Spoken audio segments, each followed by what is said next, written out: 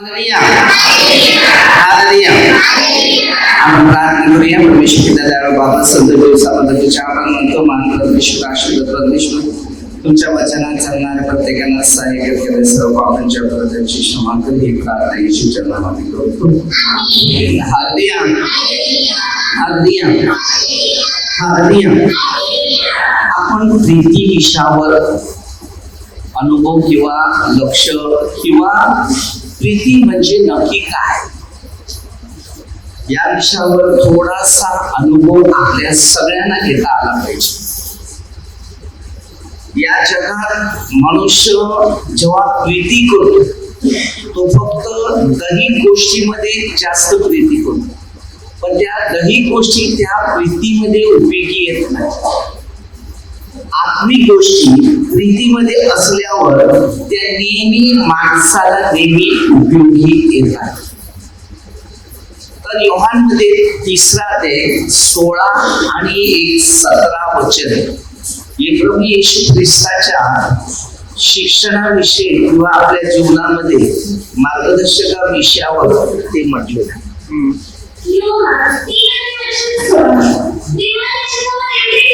देवाने जगावर एवढं प्रेम केलं की त्याने आपला एकुलता एक पुत्र दिला, अशासाठी की जो कोणी त्याच्यावर विश्वास ठेवतो त्याचा नाश होऊ नये, त्याला सार्वत्रिक जीवन प्राप्त हो. परमेश्वराने जगावर एवढ्या प्रामाणिक म्हणजे सत्याचं आणि प्रत्येक व्यक्तीच्या लोकांच्या जीवनाचं परिवर्तन व्हावं याद्वारे परमेश्वराने पुत्राला पाठवलेलं आहे. आणि ती प्रीती अशी केली की त्यांनी पुत्रावर पण प्रेम करावं. आपल्या प्रत्येक माणसामध्ये प्रीती आहे फक्त आपल्या गरजेसाठी, आपल्या कामासाठी. बस आपलं स्वार्थी जीवनात प्रीती जास्त आहे. प्रीती असं असते की त्या माणसाला देवाच्या राज्यामध्ये कशा पद्धतीने त्याचं जीवन परिवर्तन करावं या दृष्टीने त्या माणसाचं जीवन येशू प्रभूच्या द्वारे परिवर्तन व्हावं. प्रीती असं आहे अनेक प्रकारच्या जीवनामध्ये समाधानी, शांती, आनंदित आणि ज्ञानामध्ये प्रवास करणारी एक प्रीती आहे. आपलं जीवन जर देवाला दिलेलं नसेल तर ते जीवनच आपल्या जवळ नाही. आपल्या धनावर, वस्तूवर, काही गोष्टीवर जास्त माणसाचं प्रेम, पण ते कोणत्याच माणसाला उपयोगी होत. तिथे विश्वासघात प्रीती बनते. कोणत्या गोष्टी तुम्हाला त्या कामाला येत नाही. देवाने आपल्या पुत्राला जगाचा न्याय निवाडा करण्यासाठी नव्हे, त्याच्याद्वारे जगाचे कारण व्हावे म्हणून पाठवले. परमेश्वराने न्यायासाठी नाही तर जगात आपल्या कार्यासाठी. आता आपल्या प्रत्येकाला परमेश्वराने हर एक व्यक्तीला देवाने प्रेम केलेलं आहे. पापी लोकांवर पण आणि पवित्र लोकांवर सुद्धा त्याची प्रीती सारखी आहे. सूर्य सगळ्यांनाच दिलेला आहे आणि सगळ्यावर तो सारखाच प्रवास करत आहे. म्हणजे देवाची प्रीती जर माणसाच्या शरीरामध्ये प्रवास करत आहे तर मनुष्य आनंदी, शांती, सामर्थ्य आणि अभिषेक याच्यामध्ये तो जोडलेला आहे. योहान 15:13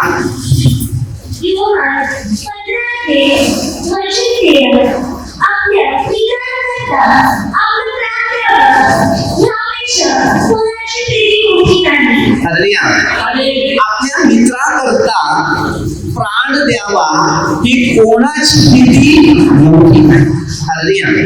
आता जर योहान 15:12 ते 13 असं आहे. जशी की तुम्हाला प्रीती केली तशी तुम्ही एकमेकावर प्रीती करावी अशी माझी आज्ञा आहे. त्याचे केले जसं मी तुम्हाला प्रीती केली तशी तुमची एकमेकावर प्रीती करायची.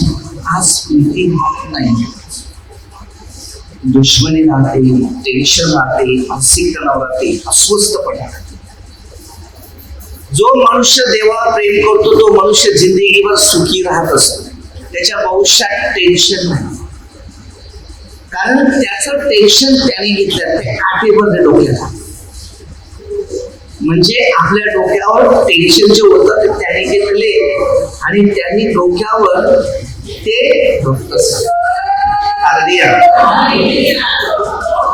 देवाचं प्रेम एवढं आहे ना, पण लोकांना देवाच्या प्रेमाची जाणीव नाही. धन, पैसा, वस्तू, आज आपलं जीवन आहे ना पैशा धनात जास्त आहे, पण देवावर प्रेम करतो. मी एक सल्ला आणि एक शिक्षण नेहमी देतो प्रार्थनेला. तुझे प्रश्न सुटत नाही तर तिथे जायला लागेल. तुम्ही कामाला जाता, किती ना किती वर्षपर्यंत नोकऱ्या करायला लागतात. 10 वर्ष, 15 वर्ष, 20 वर्ष, 25 वर्ष ना 30 वर्षपर्यंत. जसं लोकांना त्यात प्रवेश करायला लागते तेवढ्या पद्धतीने ती नोकऱ्या. तसं परमेश्वराच्या बाबतीत आपण प्रार्थना करतो दरेक गोष्टीसाठी. माझ्या जीवनात काहीतरी चमत्कार झाला ना की बस आता मला धंदा पाहिजे, नोकरी पाहिजे, जा.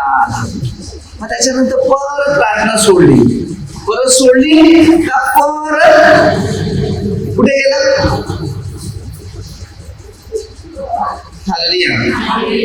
देवाकडे, देवाने मला दिलं, नोकरी दिली, धंदा दिला, पैसे दिले, वस्तू दिल्या. आता मला देवाची गरज नाही, आता मला या धनाची गरज. मग परत मनुष्य कमजोर होतो. मग कमजोर झाला का परत देवाकडे जायचं. 3 वेळा देव आपल्याला हाक देईल, 4थ्या वेळेला हाक नाही. एकदा देवाची हाक आल्यानंतर या जगाच्या हाकेकडे लक्ष नाही द्यायचं. त्यानंतर योहान 15 दिलेले आहे 4 आणि 7. त्याच्यात राहा, त्याच्यापासून वेगळ्या असल्यास तुम्हाला काही करता येणार.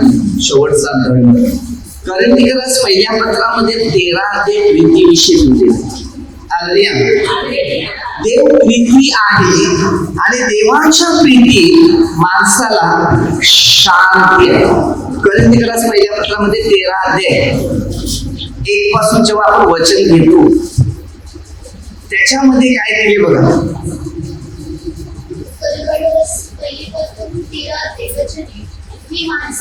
मी माणसांच्या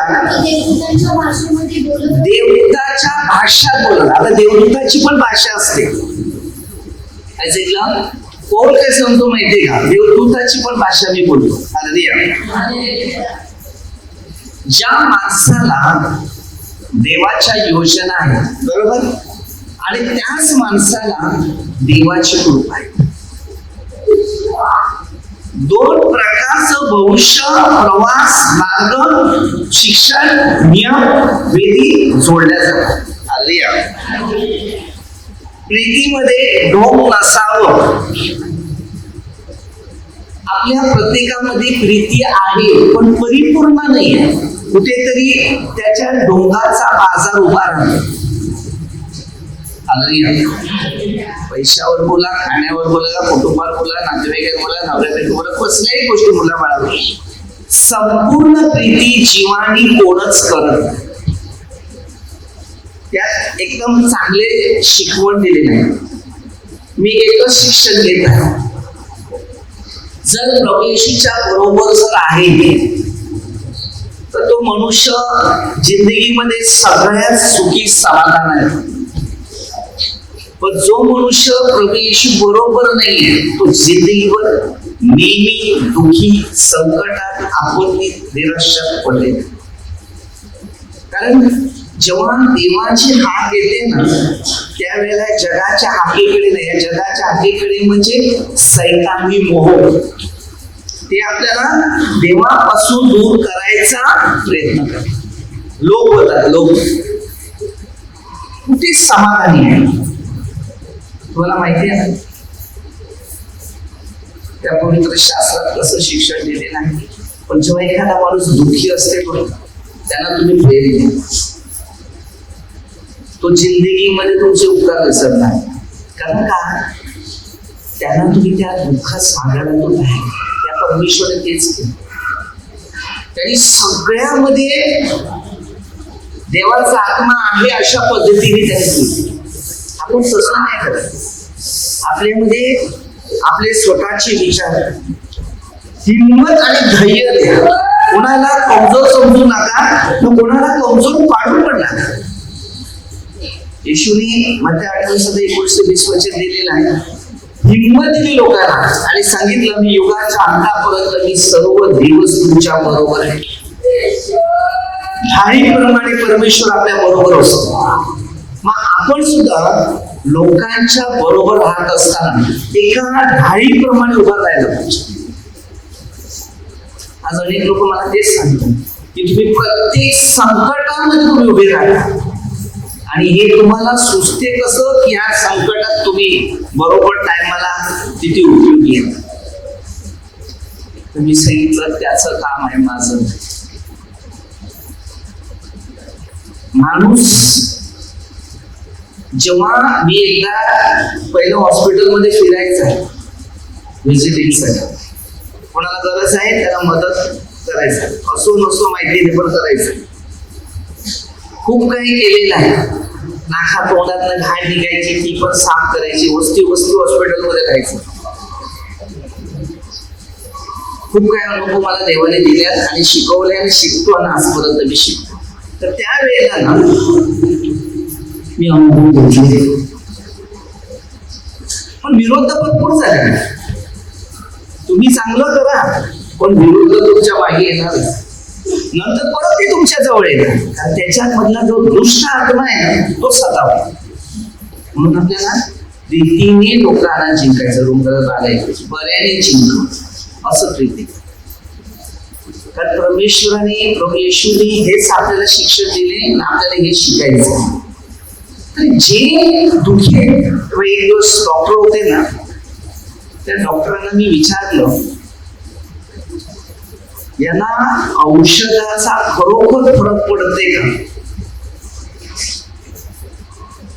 तो सांगते ना, औषधाचा फरक नाही, याला प्रीतीचा फरक पडतो.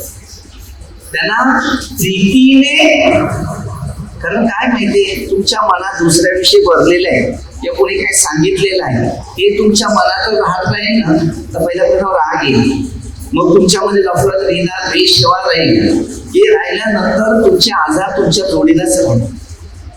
मग ते किती गोळ्या खा, पण त्यांना क्षमा नाही केली तर तुमचे आजार कसे बदलू. त्याच्यात प्रीतीच निर्माण नाही झाली, नफरतच आहे, तर तो रोगातून मुक्त कसा होईल. सगळ्यात जास्त प्रीतीच्या गोष्टी. तुम्ही जर फक्त एकदा त्यांना सांगा काही नाही, तुला काय त्रास नाही, घाबरू नका, एवढं बोल, तो दुसऱ्या टायमाला ठाणकरी पोचून जाईल. आज आपल्या बरेच लोकांच्या प्रार्थना कमी झाल्या. रेट्रिक मध्ये कसं असते माहितीये, माणूस आजार बरा का होतो, कारण त्याला ना 3-4 दिवस तो प्रभूच्या सहवासात, सानिध्यात, चांगल्या देवाच्या शिक्षणात, देवाच्या वाणी, देवाच्या मार्गात तो बसून राहतो तिथे. तेव्हा त्याला विचार करायला मिळत नाही, तर त्याला इथून शिकवलेलं मार्गदर्शक किंवा ज्ञान किंवा त्या धार्मिक गोष्टीचे अनुभव की परमेश्वराने कशा प्रकारे रोगमुक्त केलं, तर त्याविषयीचा इतिहास दिला. तो 4 दिवस तिकडे राहतो, हॉस्पिटलमध्ये पण 4 दिवस राहतो, बरोबर. मग 4 दिवसानंतर सुट्टी दिली जाते, कारण का त्याला ती विश्रांती मिळते. माणसाला विश्रांती नसल्यामुळे त्यांनी यावं, बसावं, 4 दिवस आपल्या आत्मिक मनचिंतन करावं. मग त्याचे ऑटोमॅटिकली आपोआपले आजार बरे होतात की नाही. प्रभूमध्ये तेव्हा आपलं ध्यान एकत्र येते असं आहे. बाकी कोणता प्रश्न नाहीये. रोग परमेश्वर बरा करतो, तुम्ही आणि मी नाही. मग जेव्हा आपल्यामध्ये जाणीव होते मी खोटं बोललो, चोरी केली, लबाडी केली, भांडण केली, हे सगळं आत्मपरीक्षण केलं जातं, त्यावेळेला माणूस एकदम परफेक्ट.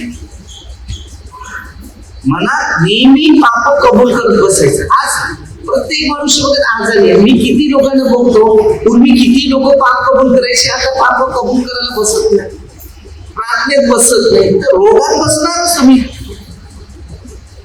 शांती कुठे आहे मला सांगा, नफरत कुठे आहे मला सांगा, द्वेष कुठे आहे मला सांगा. जेवढा माणूस माणसाचा सहवासात राहतो ना, तेवढा तो मानसिक तणावामध्ये वाढतो.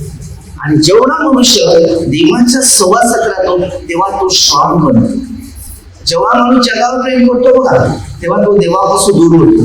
आणि जो देवावर प्रेम करतो तो देवाच्या जवळ जास्त जातो. मग त्याला देवाच्या गोष्टी समजतात की मला खरी शांती इथे. तेव्हा 14:27 मध्ये येशू ख्रिस्त आपल्या शिष्याला तेव्हा शांतीचा विषय करतो. पेत्राला काय सांगितलं? योहान 21 अध्यायामध्ये, तर त्यामध्ये स्पष्ट असं भाषांतर आपल्याला दिलेलं आहे की योहानाच्या पुत्रा तू माझ्यावर प्रीती करतोस का? तर पेत्र त्यांना सांगते तुम्हाला माहिती तर आहे, विचार. आणि पेत्राला सांगितलं माझी ओळख चाल. आज तुम्ही किती लोक मला सांगा देवाची नोकरी करतात, देवाची कामं करतात, हे देवाचं कार्य. आज आपल्या लोकांमध्ये आलेली देवाने दिलेली गिफ्ट ते सोडतात आणि दुष्टाईच्या पाठीमागे लागून आपल्या स्वतःचं भविष्य खाली करतात. प्रत्येक माणसाला मी एक सल्ला देतो, तुझी कर्म तुला भोगायची, त्यांची कर्म त्यांना भोगायचे. तू त्याचा विचार करू नका, तू स्वतःचा विचार कर, आपल्या स्वतःकडे लक्ष दे. जर तुझ्या जीवनामध्ये देवाचे नियम आणि भेदी जर मिळालेले आहेत तर देवच तुझ्या कर्माची तुला फळ देणार आहे, दुसरी व्यक्ती देणार नाही. आता त्या काळामध्ये खोटे ख्रिस्ती, खोटे संदेश इतके निघालेले आहेत की तुमची प्रत्येक व्यक्तीची फसवणी होणारी नाही. आणि हेच ते फक्त जीवनाला धोका देणार तुमच्या भविष्याचं चित्र आहे. तुम्ही स्वतःला जावा, तुमचं प्रेम देवामध्ये पाहिजे, आमच्यामध्ये नाही. आमच्यावर जर विश्वास तुटला, योहान 14:1 मध्ये दिलेले आहे, तुमचा विश्वास आमच्यावर जर तुटला तर तुम्ही आमची निंदा करता, तुम्ही जुदाच्या आत्म्यासारखे बसतो आणि तुमच्या मनात नफरत निर्माण होते. असंच ते कधी पण लक्षात ठेवायचं, ज्याने माझं कारण केलेलं आहे तो. एकदा आपल्या अण्णाची एक आजी होती, ती आजारी पडलेली, हॉस्पिटलमधून तिची डिसिजन खराब करून सांगितलेलं म्हणजे, तर ती आजी प्रार्थनेत ती बरी झाली. त्याच्यानंतर ती पुन्हा काही महिन्या वर्षाभरात मला आठवण, तर ती परत आजारी पडली, हॉस्पिटल परत आणली, चमच्याने पाणी पितो. मग मला बोलवलं, तर तिने माझा आवाज त्यांच्या पैरीवर ऐकला. ती उठून बसली, ती सांगली आधीच मला बरं पाणी चमच्याने. एक सांगते शब्द देव आहे, त्या शब्दांच्या वाणीने 4:12 हे कृष्ण. जेव्हा ज्यांच्या जीवनामध्ये चमत्कार घडले जातात त्याला वाटते यापासून माझं कारण आहे. 4:12 16:21. आता तुम्हाला माहिती की माझ्याद्वारेच तुमचं जीवन आहे, तुमचं कारण आहे. तुम्ही जर माझाच धिक्कार केला तर तुमच्या जीवनामध्ये जे आहे ते सगळं जीवन असंच ते. म्हणून प्रभू येशूने शिष्याच्या बाबतीत हे सांगितले की तारण दुसऱ्या कोणाकडे. तर तुमच्या जीवनामध्ये देवाच्या उपस्थितीचा मार्ग. मी नेहमी लोकांना सल्ला देत असतो, तू प्रार्थनेतून दूर जा, बांधा नाही, पण या प्रार्थनेत नाही, तू स्वतः प्रार्थना करायला शिक आणि तिथे जा ना प्रचार कर.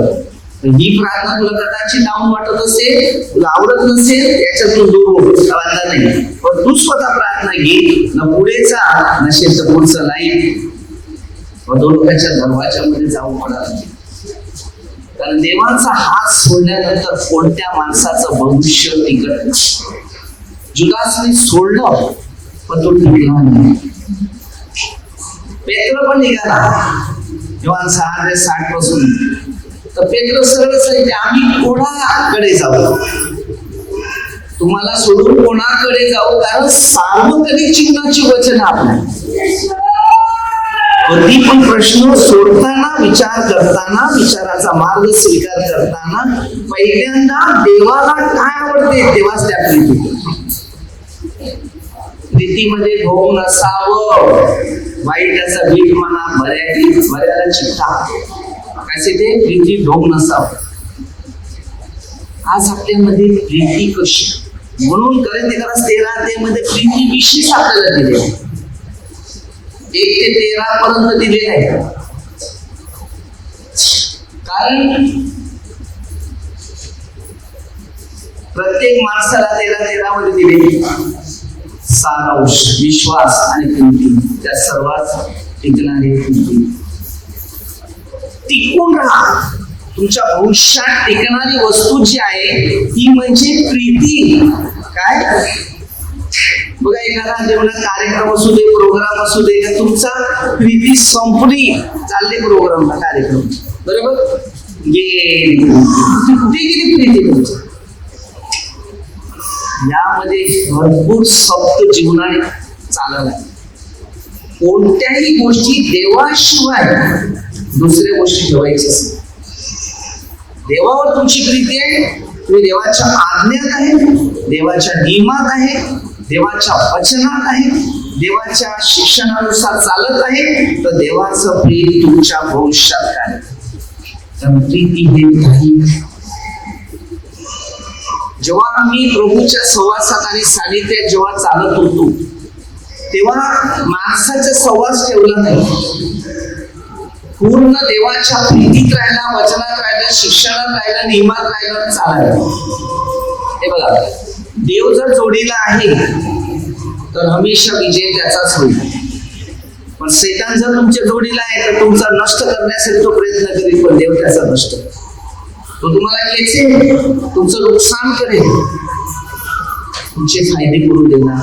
पण परमेश्वर नेहमी तुमचे फायदे करून देणार. देवावर प्रेम करणं म्हणजे त्याच्या आज्ञा पाळणे. त्याच्या आज्ञा कठीण नाही. काय सांगितलं? त्याच्या आज्ञा कठीण नाही.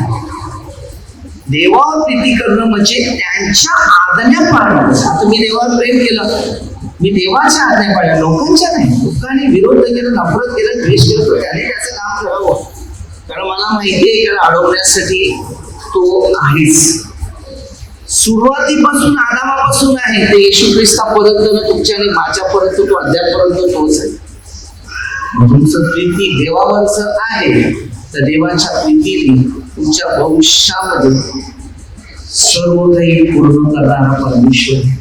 जो देवाच्या प्रेमात राहतो, तो देवाच्या इच्छेनुसार चालतो, त्याला देवाची कृपा हमेशा हमेशा हमेशा कार्य करण्याचा प्रयत्न. प्रीती देवाने दिलेले त्यामध्ये चालायला सुरुवात करा, तर प्रीती तुम्हाला 1000 पटीमध्ये हमेशा आशीर्वाद देईल. कारण लोकांचा आशीर्वाद असा आहे की आपण देवाची इच्छेने प्रीती करतो तेव्हा नफरत नाही, निंदा नाही, द्वेष नाही. कोणाला काय करायचे करू दे, त्यांनी त्यांची कर्तव्य त्यांनी पूर्ण करावी, तुमची कर्तव्य तुम्ही पूर्ण करा. हालेलुया.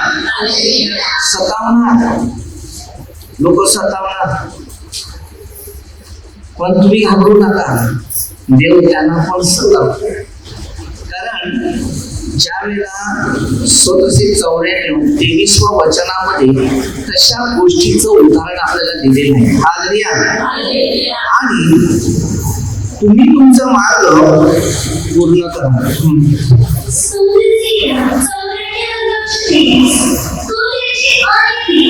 त्याची अनिती त्यांच्यावर उलटवले, त्याच्या दुष्टपणामुळे तो त्यांना नाहीसे करील. आमचा देव परमेश्वर. तुम्हाला काय करायचं? तुम्ही भांडू नका, तुम्ही नफरत करू नका, निंदा करू नका, द्वेष करू नका, तो बघेल.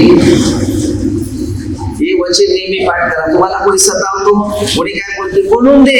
तुम्ही काहीच करू नका, उलट बोलायला जाऊ नका, तो बघेल. कोण? आमचा देव त्यास नाही सर. देवाने त्याला आणले, तो देवाचा आहे का शैतानाचा? तो त्याला बघेल. आपण नाही बघायला. तुम्ही जेवढा विरोध असेल, जेवढं नफरत करतील, जेवढं द्वेष करतील, तेवढं तुमचं जीवनात नुकसान होईल. चुप राहा. देव आहे ना, त्याने सांगितलेला शब्द कधी पण खोटा बोलत नाही. शब्द सत्य आहे. आकाश पृथ्वी नाहीशी होईल, पण माझं वचन नाही होणार नाही, असं परमेश्वर बोलतो. छोटीशी प्रार्थना करूया आपण. देवाच्या भीतीप्रमाणे चालावं, देवाच्या भीतीप्रमाणे चाला, देवाची इच्छेप्रमाणे चाला, देवाच्या मार्गात चाला, देवाची नियमात चालावं, प्रत्येक व्यक्तीला सहाय्य व्हावं. प्रभू येशू तुझा राजा आमच्या सर्वांना दे, तुझ्या मार्गात सर्व लोकांना आशीर्वाद प्रार्थना प्रभू येशू ख्रिस्ताच्या नावाने करतो. आमेन. हालेलुया.